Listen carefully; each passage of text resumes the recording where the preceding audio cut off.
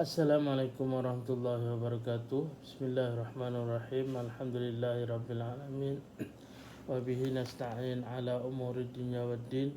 Wassalatu wassalamu ala asyrafil anbiya wal mursalin wa ala alihi wa ashabihi ajma'in.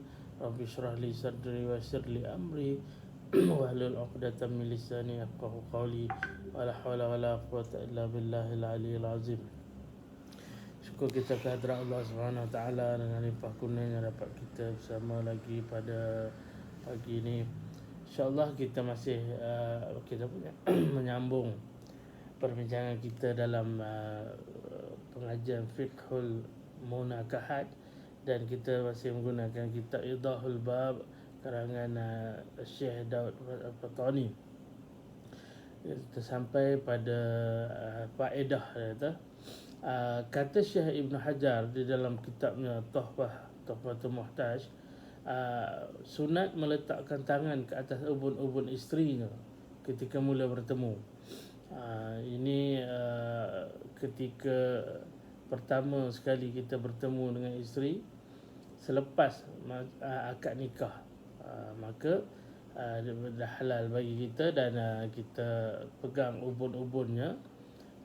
Lalu kita doakan. Dengan doanya katanya, barakallahu likulli minna fi sahibih. Semoga Allah memberkati kita, bagi setiap daripada kita pada pasangan masing-masing lah.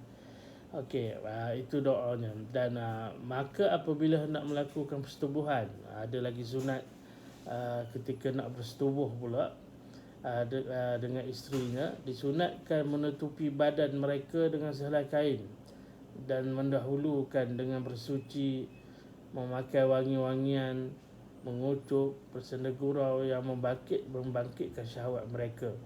Ataupun ini kita sebut muqaddimah kepada persetubuhan lah. Bukan apa, tak tahu nak cakap lah apa atau jangan tiba-tiba terokam saja. Itu dia kena ada mukadimahnya, dan mewujudkan suasana yang bersih, berwangi-wangian, dan suasana yang romantik lah. Kalau sekarang ni orang bincang lagi, ada pemilihan warna-warna tertentu dalam bilik dan sebagainya yang juga menyumbang kepada keharmonian di dalam alam perkahwinan itulah. Okey, dan demikian lagi sunat suami isteri membaca, yakni kedua-duanya sunat membaca doa khusus untuk bersetubuh, iaitu Bismillahi Allahumma jannibna syaitan wa jannibish syaitana ma razaqtana. Dengan nama Allah, ya Tuhanku, jauhkanlah kami daripada syaitan, dan jauhkanlah syaitan daripada apa yang Engkau kurniakan kepada kami. Mudah-mudahan bila kita melalui persetubuhan itu terhasilnya zuriat, maka dijauhkan daripada syaitan. Dan makruh bercakap-cakap ketika bersetubuh, dah haram menceritakannya kepada orang lain. Okey, memang tak senonoh lah kalau nak sembang-sembang pula lagi. Dan tak haram lah, tetapi makruh hukumnya. Dan sunat bersetubuh pada malam Jumaat, terutama pada waktu sahur dan pada siang harinya. Maka pemilihan hari ini pun, ini yang selalu orang sebut malam Jumaat. Sunat pada malam Jumaat, dan terutamanya pada waktu sahur. Payah juga nak tunggu waktu sahur, kecuali kita puasa lah kan. Jadi sunat puasa pula, elok kita puasa bangkit sahur. Kalau tidak, tak tahulah siapa yang sanggup tiba-tiba bangkit waktu sahur tu semata-mata untuk berjimat kan. Tapi itu yang terbaik pada saatnya. Dan pada siang harinya, boleh juga pada siang harinya. Dan ketika pulang daripada musafir dan ketika ia melihat perempuan yang menggairahkan dia. Ini apa yang diceritakan tentang Rasulullah SAW yang melihat perempuan-perempuan di luar dan dia kembali kepada ummul mukminin untuk menyelesaikan gangguan-gangguan tersebutlah. Okay. Dan sunat berubat supaya kuat zakar dengan tujuan kebaikan seperti untuk kesihatan dirinya dan isterinya untuk mendapatkan anak. Okey, kalau boleh berubat, kalau boleh supaya kuat zakarnya. Okey.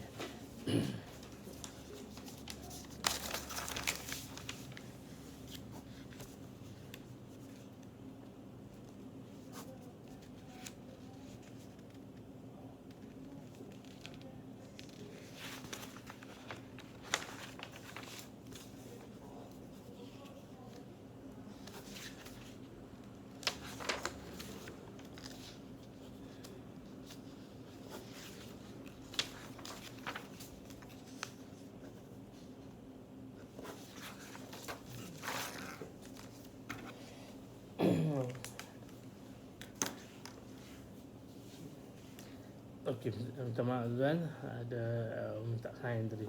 Okey, dan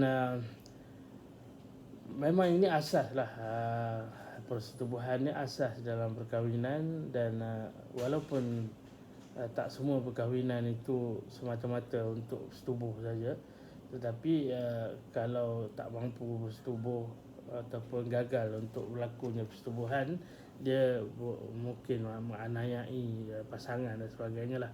Jadi sebab tu kalau dari segi amalan dan perundangan dan pentadbiran kita pun, kalaulah seseorang itu setelah kahwin lalu dia dapati dia lemah tenaga batinnya dan ataupun hatta kalau mati pucuk sekalipun, maka diberi kesempatan untuk dia untuk berubat. Kalau dalam kitab-kitab disebut dia beri tempoh selama setahun untuk dia menyelesaikan masalah dia. Kalau masih gagal untuk diselesaikan, maka itu adalah salah satu faktor yang membolehkan pasangan yang meminta fasakh. Okey. Dan sewajarnya dielakkan pada awal, tengah dan akhir bulan. Dan ketika saya pun tak tahu apa hikmahnya awal, tengah dan akhir bulan ini lah.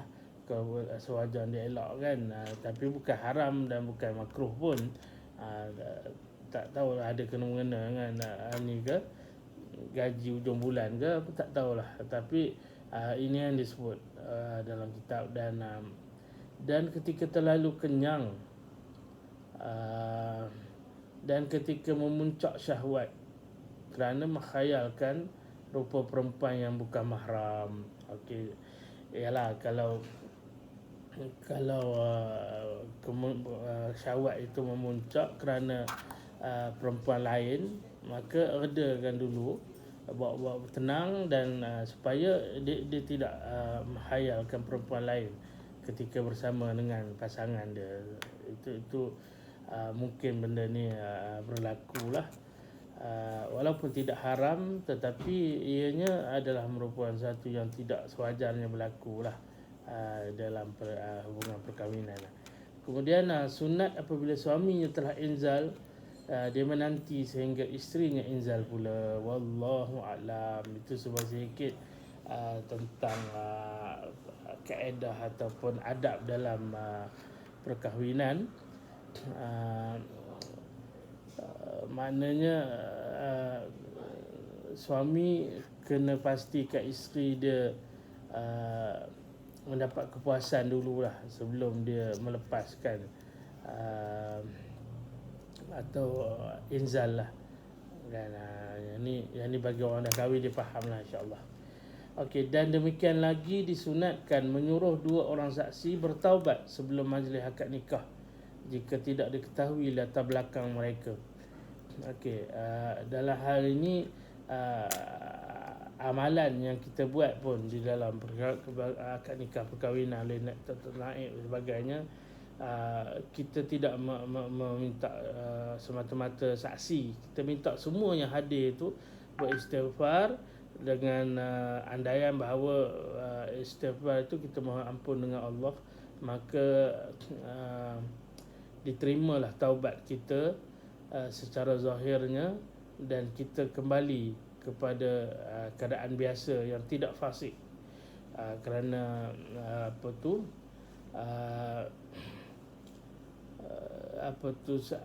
saksi ni, nanti kita akan jumpalah apa beza saksi dengan wali.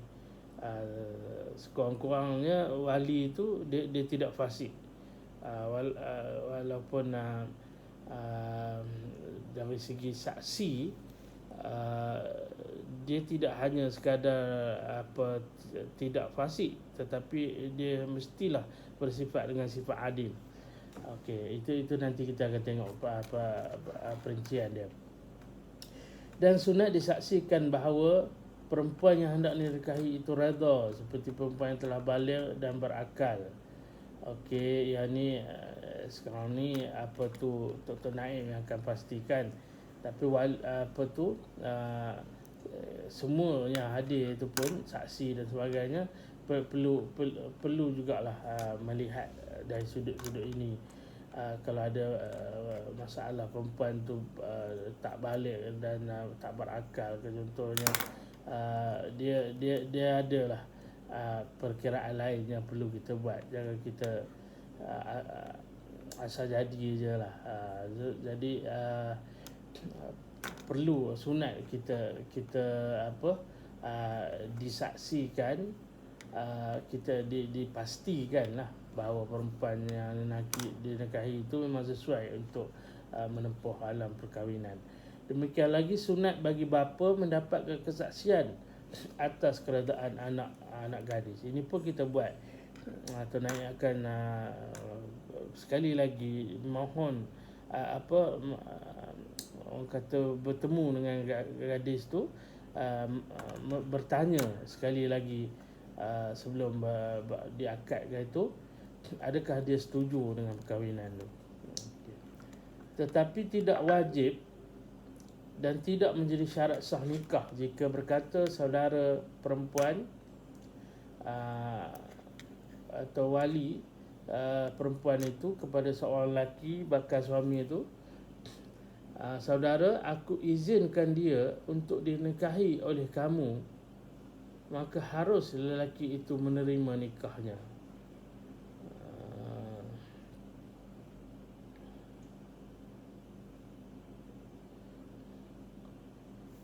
Ini saya tak pasti apa maksud ininya. Ini kena rujuk perkataan asal dia dalam dalam kitab, sebab yang ni saya baca yang bahasa yang sudah diperbarui, kadang jadi confuse sikit. Okay. Dan tidak diwajibkan untuk mendapat kesaksian bagi mensabitkan keredaan dan keizidannya. Jika lelaki berkata kepada bakal suami, si fulan telah mewakilkan kepadaku untuk menikahkan anaknya dengan engkau, maka harus ia berpegang dengan kata-kata wali itu jika ia zan kebenaran kata-kata itu. Okey, tak apalah, yang ni kita rujuk kemudian, dan insya-Allah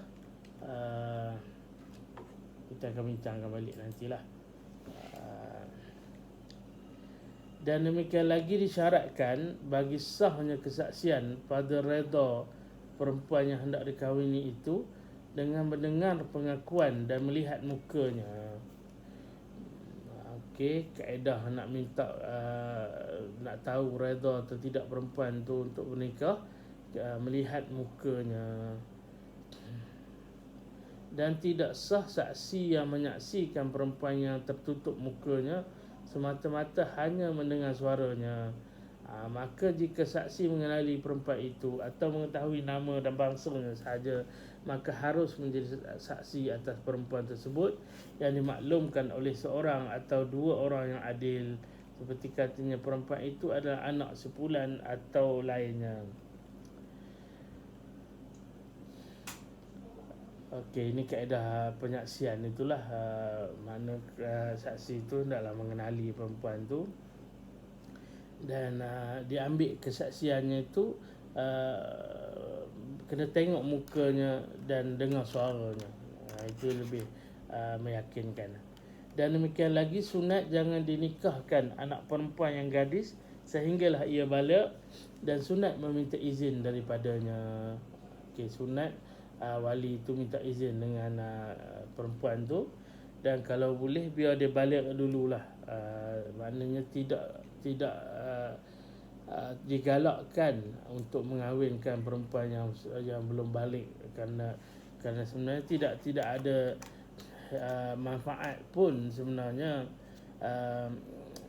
kecuali kes tertentu saja yang memerlukan kepada perkahwinan. Gadis ni perempuan, anak-anak ni gadis yang masih belum balik lagi. Maka apabila hampir balik dan wali berkehendak untuk mengahwinkannya, sunat diminta beberapa orang perempuan yang dipercayai menasihati anak perempuan yang hampir balik itu supaya baik hatinya. Kalau terpaksa juga dan dia hampir-hampir nak balik dan sebagainya, kalau boleh diminta beberapa orang perempuan yang dihormati dan dihormatilah oleh gadis itu, supaya dia orang boleh sembang-sembang dulu ataupun menasihatilah perempuan tu supaya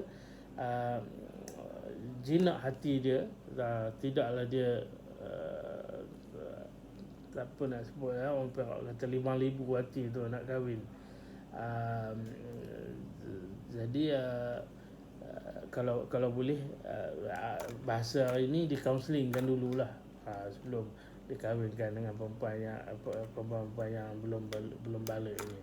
Dan demikian lagi, sunat meminta izin dan berbincang dengan ibunya supaya tenang hatinya. Ini pastilah kan, anak nak kahwin dengan, mestilah diminta pandangan ibu dia.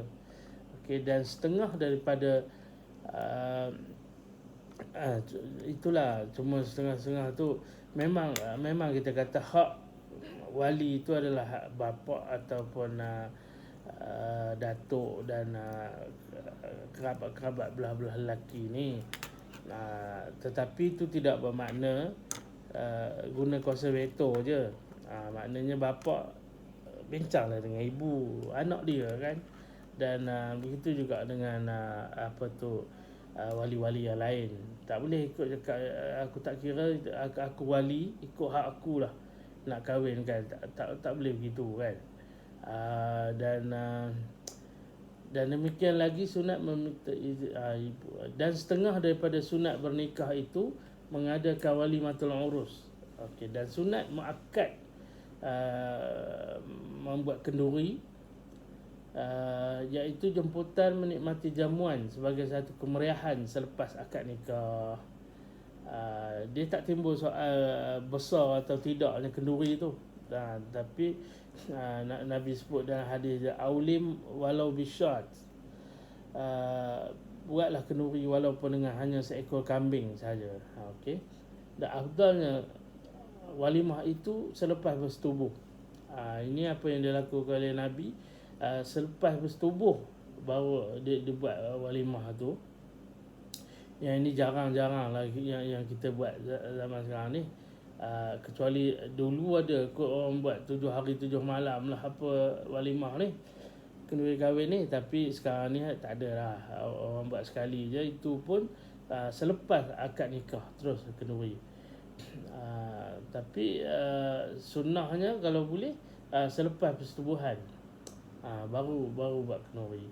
Dan kemudiannya menyembelih seekor kambing itu lebih afdal, serta mengadakan walimah pada malam itu lebih utama. Okey. Dan sunat juga tidak dipatahkan tulang kambing itu, sama seperti hukum akikah. Okey, inilah hukum sampingan. Untuk mendapatkan pahala sunat memadai dengan makanan atau buah-buahan yang mengenyangkan, kerana Nabi SAW mengadakan walimah kepada sebahagian daripada isterinya dengan 2 cupak syair atau 2 cupak uh, apa tu gandum. Uh,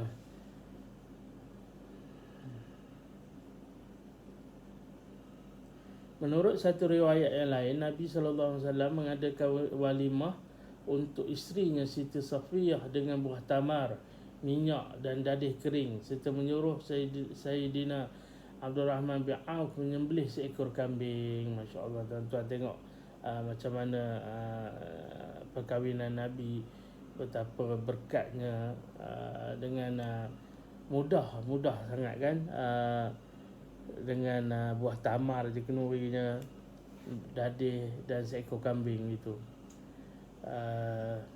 Tapi orang sekarang kalau suruh buat macam itu tak standard lah kan.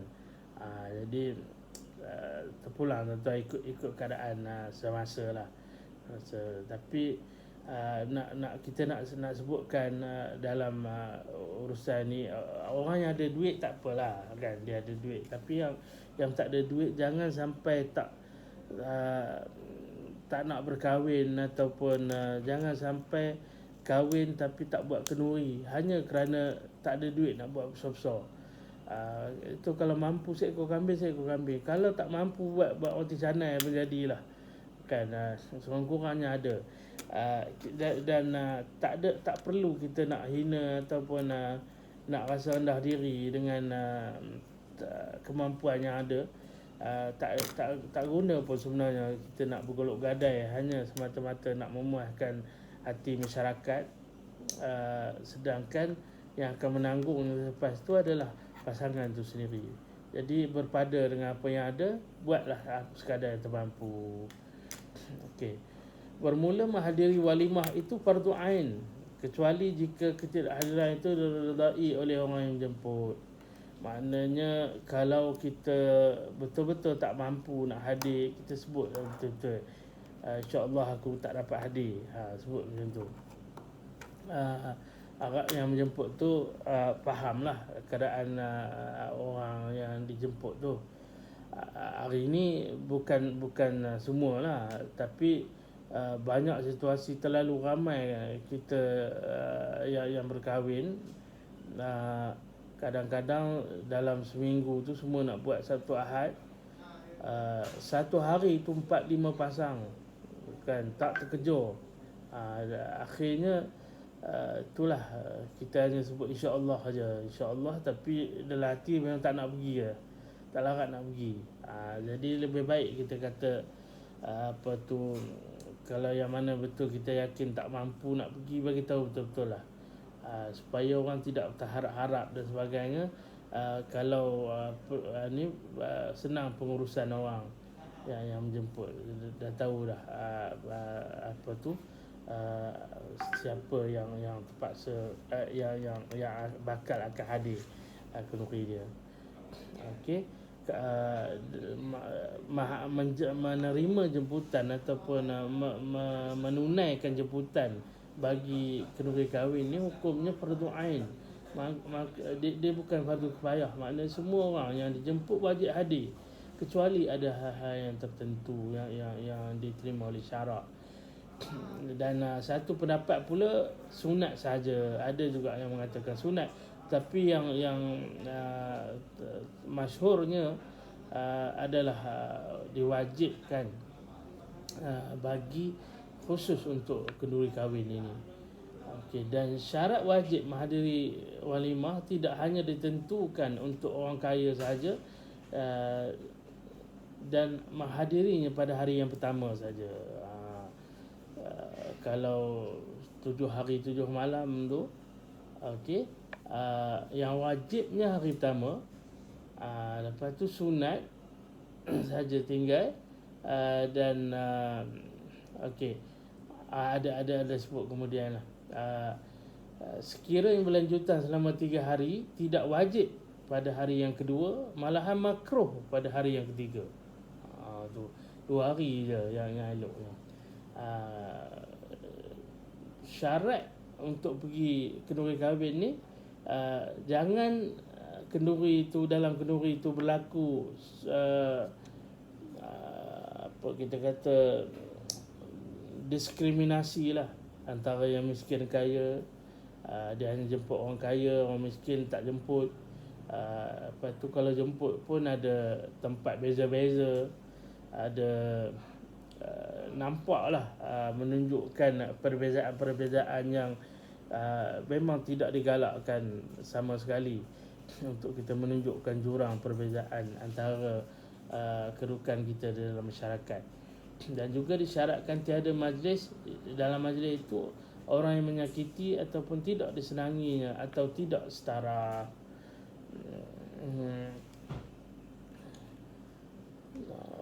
Okey, dan lagi juga disyaratkan tiada kemungkaran kecuali ia dapat mencegahnya, maka wajib ia hadir. Kalau ada macam-macam lah aktiviti sekarang, ada joget lambak lah apalah, haram dia pergi. Kalau dia rasa dia mampu untuk mencegahnya, dia wajib pergi, dan boleh dia pergi kan. Maka setengah daripada mungkar itu adalah hamparan sutera rupa binatang pada atap, dinding, tabir dan pakaiannya. Itu antaranya lah, antara kemungkaran yang mungkin berlaku dalam majlis perkahwinan tu.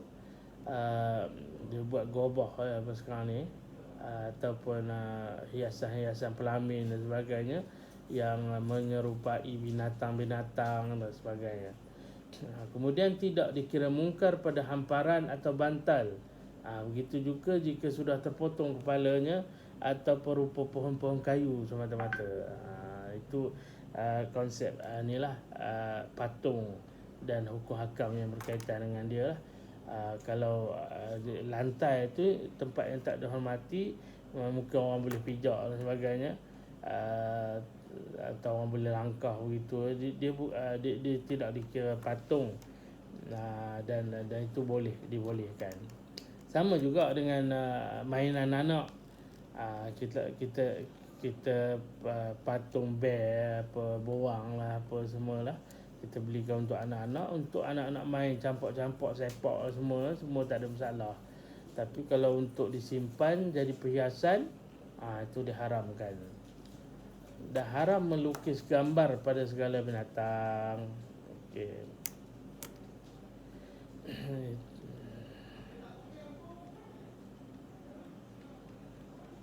Okey, kita ada sikit lagi tentang perkara-perkara yang disunatkan ini ketika majlis.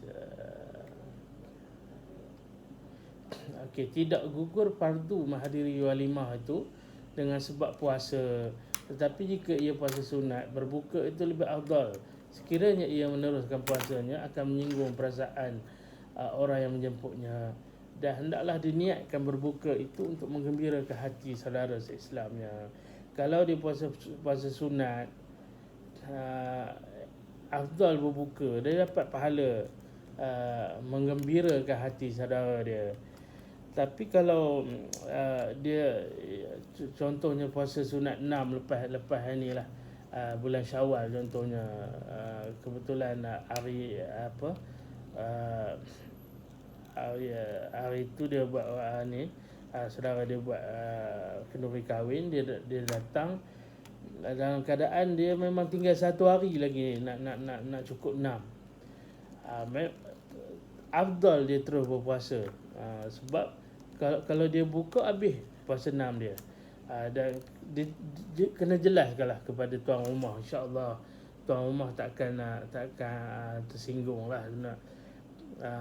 Tak apalah kalau nak tersinggung pun, nak buat macam mana kan. Tapi itulah, patutnya kita kena ada ilmu lah. Nak tersinggung tak tersinggung pun kan,